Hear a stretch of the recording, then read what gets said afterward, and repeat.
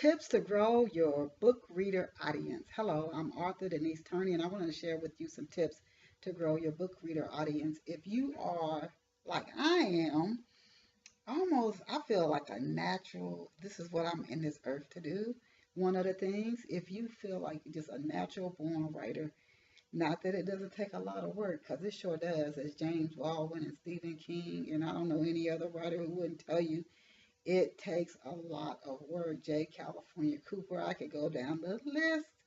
Writing is, even if it seems like it's natural to you, it does take work. So, one of the first things that you can do to grow your book reader audience as a writer is to continue to hone your craft. You're never going to get to the point where you are so good you couldn't improve. So, one of the chief ways to continue to hone your craft is to write something every day. You could do freelance writing, and the editors are going to give you feedback. And that can also help you with your novel writing if you write novels. So, freelance writing, whether you're writing nonfiction books for a company or you're writing articles, excuse me, or web content, you're going to get feedback on it. Don't push away at the feedback or take it so personal like I did early in my career. I was like, no, no, no. Take the feedback. It can also help you as a freelance writer. So you want to hone your skills because you want to always give people your best work. You want to respect the reader and give them your best work. Some other ways that you can grow your book reader audience is to just every year, like when you do your New Year's resolutions, if you don't do those, but you set down goals, just decide upfront. What are some of the events that you're going to attend every year? You're going to go out somewhere once a month or once a quarter. How large are the events? How much can you scale these events? So do that in the maybe November, December, or the beginning of the year. If you have some writer friends, maybe you guys can really leverage each other to get the most out of the event. When I say leverage each other, what I mean is, okay, let's all pass out to each other bookmarks on our books, flyers on our books, free excerpts, maybe from 3 to 5 pages on our books. We're going to all share those with our audience and get each other more exposure. So that's one way you can do it. You also want to, again, so you want to attend some events. In-person attendance for me, although I've scaled back, that's when my book sales go way up. Doing it online and offline. Do your radio interviews. Start scheduling those for the first maybe 6 months of the year in November, December. Maybe you schedule them throughout the whole year. Get your newsletter lined up. If you have a newsletter, they have templates out here. Constant Contact. I can't think of the name.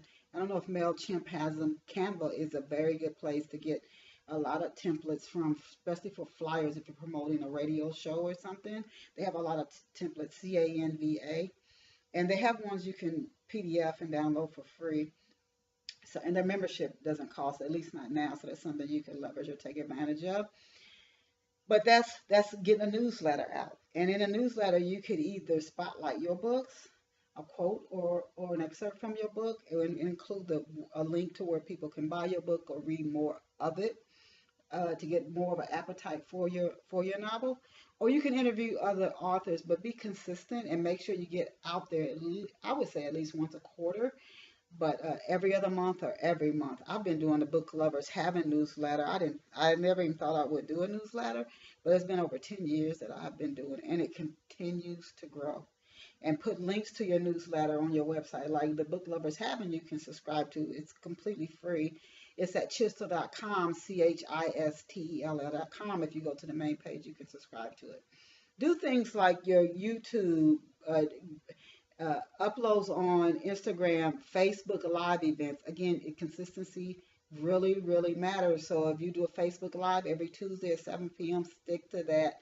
Stick to that. Don't go missing a bunch of weeks. The only way you might be able to skip weeks, like I've done off the shelf for over 13 years, is if you have that many shows. So there's so many things they could still pick from. But if you're just starting out, I would be consistent until you build that body of work up. So I just said the YouTube, the Instagram, newsletters. You could do your own radio show. There are a lot of platforms you could do a podcast on. Blog Talk Radio is just one of them.